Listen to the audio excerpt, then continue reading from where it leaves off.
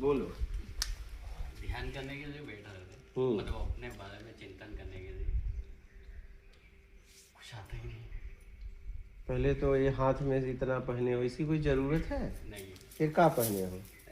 ऐसे ही अंगूठी पहने हो, ये इसकी कोई आवश्यकता है क्या? नहीं कुछ नहीं। तो फिर क्यों पहने हो?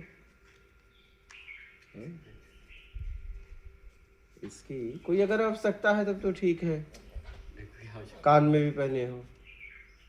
वो ऐसे ही हाँ, शुक्रिया ना तो वही तो बात है। जब बाहर के आवरण को ही तुम मजबूत करना चाह रहे हो, किसके लिए? किसके लिए सब पहनते हो? कभी सोचा है किसके लिए है? बताओ। जरूरत के लिए है?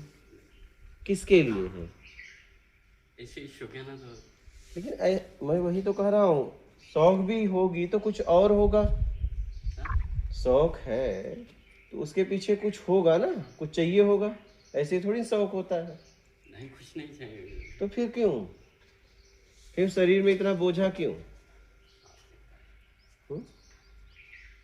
तो यही सब तो है, हम बोझा लेके घूम रहे हैं।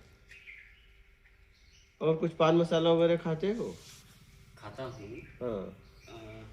लेकिन पूरी तरीके से यहाँ पे आने के बाद में कुछ नहीं। अब यहाँ जाने के बाद क्या करोगे? नहीं खाएंगे। हाँ, तो यही तो बात है। पहले तो अपनी बुरी आदतें छोड़ो, शौक श्रृंगार छोड़ो। शौक करना है तो चरित्र का करो, चरित्रवान बनो, जरूरत में जियो, ईमानदारी सत्कर्म अपनाओ। ये जिसकी जरूरत ही नहीं है वो इतना लपेटे हो, क्या आत्मिक चिंतन होगा? देखो हमें इसकी जरूरत है क्या? शौक है तो क्यों? शौक भी होगा तो इसके पीछे कुछ कारण होगा, ऐसे थोड़ी शौक हो गया। बचपन में। हाँ, चाहे जब भी उसके पीछे कुछ कुछ हम समाज को आकर्षित करना चाहते हैं, ठीक है, इसलिए हम शौक करते हैं।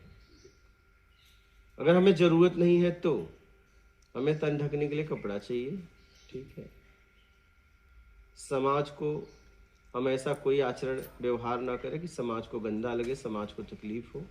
हमें उस तरीके से समाज में जीना चाहिए और हमें अपने आत्मिक कल्याण में लगे रहना चाहिए।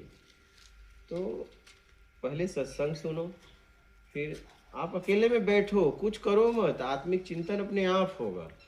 आप तो बस करने का प्रयास बंद करो, आप अपना काम करो, ईमानदारी सत्कर्म के साथ जीवन जियो, सत्संग सुनो।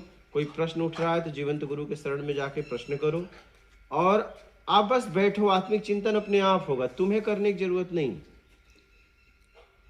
मैं बैठ